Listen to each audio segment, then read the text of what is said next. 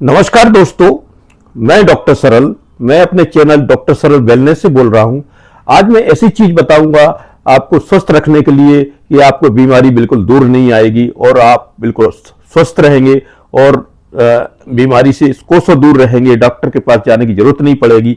तो ये वीडियो को अंत तक देखें क्योंकि ये बहुत ही इंपॉर्टेंट है आपके जीवन के लिए और आपको बीमारियों से दूर करने के लिए। तो इसलिए आज मैं लाया हूं नया टॉपिक और मेरा ये 14वां वीडियो है हेल्थ टिप्स हेल्थ सीरीज में। तो इसको जरूर देखें और इसको यूट्यूब इस पे शेयर एंड सब्सक्राइब करें और कमेंट जरूर लिखें कौन से शहर से आप कमेंट कर रहे हैं। मैं इंदौर में प्रैक्टिस करता हूं। अगर कोई मुझसे सलाह चाहिए तो मैं निःशुल्क सलाह भी देता हूं और अपॉइंटमेंट चाहिए तो अपॉइंटमेंट भी पर भी पेशेंट को देखता हूं ऑनलाइन।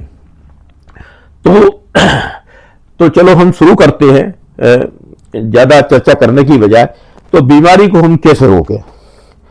तो ये वीडियो आपके लिए है और आपके स्वास्थ्य के लिए है और ये आपकी सेहत को सुधार सकता है। और इसलिए यदि हम सतर्क समय पर जाग जाएं तो निश्चित ही हम जो है बीमारी को prevention is the better cure एक कहावत है।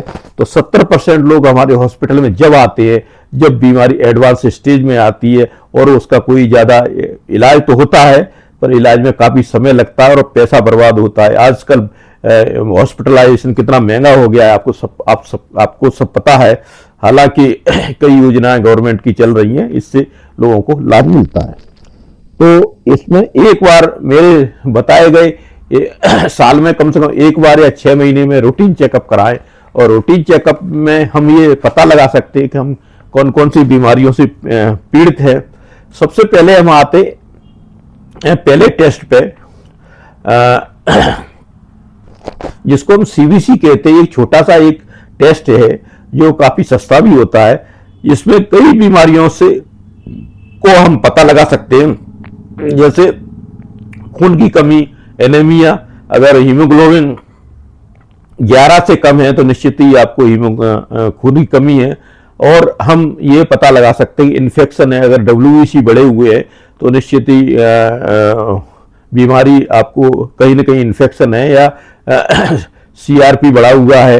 तो ये ऐसी चीजें और प्लेटलेट्स अगर कम है तो ये 3-4 चीजें इससे पता लगा सकते हैं। और ग्रोइंग चिल्ड्रंस के लिए, बच्चों के लिए तो बहुत ही जरूरी है कि उनमें विटामिन D वगैरह इसका भी ये चेक कर सकते हैं। और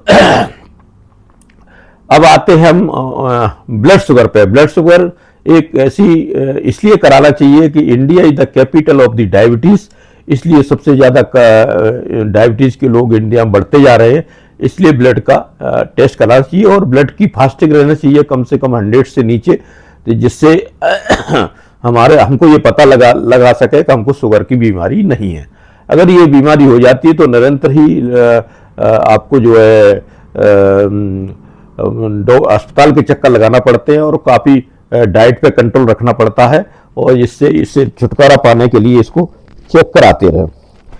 तीसरा नंबर आता है हमारा लिपिड प्रोफाइल पे। लिपिड प्रोफाइल एक ऐसी टेस्ट है जिससे हमारे हार्ट अटैक की संभावना तो नहीं है और हार्ट में किसी प्रकार का कोई ब्लॉकेज तो नहीं है। तो इसमें सबसे पहले हम LDL जो लो कोलेस्ट्रॉल होता है, खराब कोलेस्ट्रॉल होता है, उसकी बारे में जांच करते हैं। ये 100 से नीचे रहना चाहिए और ऑयली चीज न खाएं इससे बचने के लिए। तो इसमें मेजर रिस्क ये रहता है, कोलेस्ट्रॉल है, ट्राइग्लिसराइड 150 से नीचे रहना चाहिए, टोटल कोलेस्ट्रॉल है 200 से नीचे रहना चाहिए। तो ये इसमें इसलिए लिपिड प्रोफाइल को हम कराते हैं। चौथा हमारा आता है liver function test. Liver function test सबसे पहले जानकारी हमें मिलती है फैटी लिवर की। आजकल मॉडर्न युग होने के कारण लोग शराब, स्मोकिंग की तरफ ज्यादा मुड़ गए हैं और फैटी चीज, नॉनवेज खाने की तरफ ज्यादा अग्रसर है। तो इसलिए इसको कराना बहुत जरूरी है। अगर आपको फैटी लिवर है तो निश्चित ही फैटी लिवर की दवाइयां लें और उसको समय पर ठीक करें। यही इसमें अपन जांच करते हैं, बिलिरुबिन है, SGPT, SGOT है। इस प्रकार के ये 2 एंजाइम है, यही काफी खतरनाक है। अगर ये बढ़ते हैं तो इनको ठीक करने के लिए आपको जो है ये टेस्ट कराना बहुत जरूरी है। तो और जॉइंटिस के लिए तो क्योंकि लिवर हमारा पावर हाउस है पूरे शरीर का, यही सारे 500 से अधिक मेटाबॉलिज्म की प्रक्रिया को पूरा करता है। और यही अगर खराब हो गया तो हमारा डाइजेशन है, बहुत सी चीज़ें हैं वो, और ब्लड सर्कुलेशन है, टॉक्सिन को ये निकालता है, डिटॉक्स करता है। तो इसलिए इसको कराना बहुत।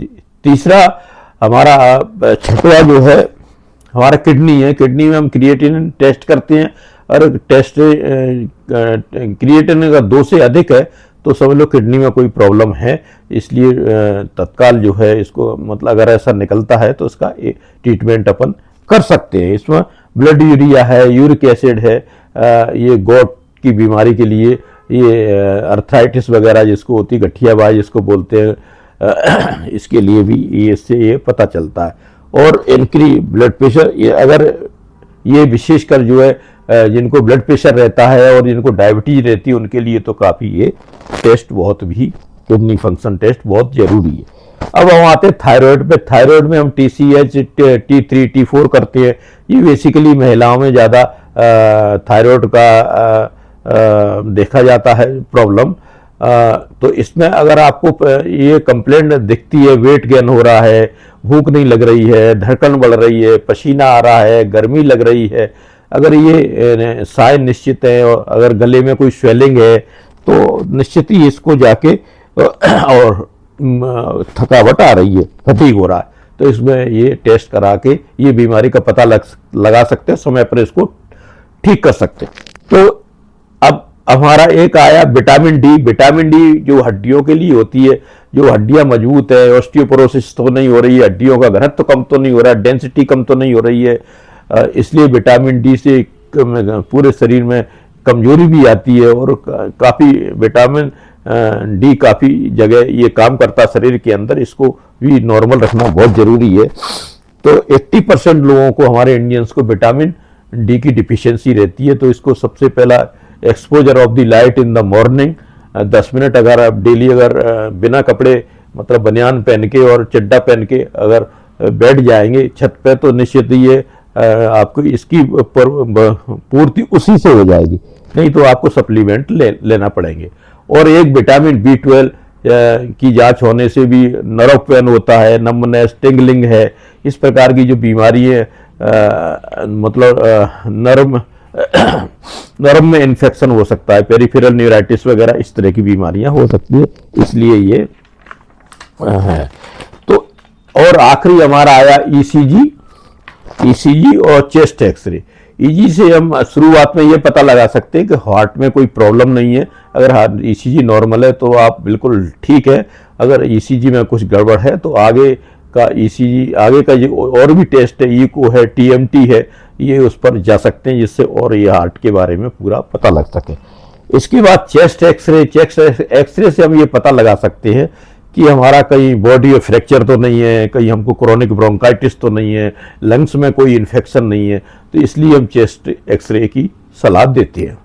और आखिरी में हम जो है USG अल्ट्रासोनोग्राफी, जो काफ़ी अल्ट्रासोनोग्राफी है, MRI है, CT स्कैन है, ये 3 टेस्ट जो इम्पोर्टेंट हैं।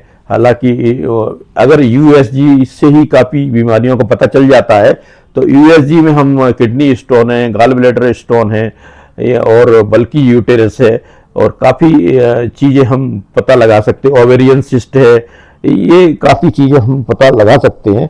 और फैटी लिवर है मेनली, तो इसका पता लगा सकते हैं, और अगर ये समय पर पता लगेगी तो निश्चित ही जो है ये बीमारी पे हम कंट्रोल पा सकते हैं। तो दोस्तों, ये मेरा ये वीडियो था, ये मैंने इसलिए आपको बताया कि आपको नॉलेज होना चाहिए, आपको ज्ञान होना चाहिए कि हमको समय पर क्या क्या करना चाहिए।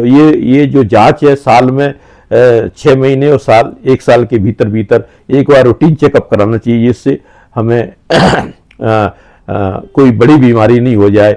तो इसलिए मैं वीडियो आपके लिए लाया हूँ। और वीडियो को आपने अगर अंत तक देखा है तो शेयर और सब्सक्राइब जरूर करें, और कमेंट करें किस शहर से देख रहे हो। अगर आपको कोई मेरे से हेल्प चाहिए तो मेरा मोबाइल नंबर है 9425051453। मैं इंदौर में प्रैक्टिस करता हूं, और मेरे से कोई भी हेल्प ले सकते हो। धन्यवाद। जय भारत, जय हिंद, जय संविधान। Thank you.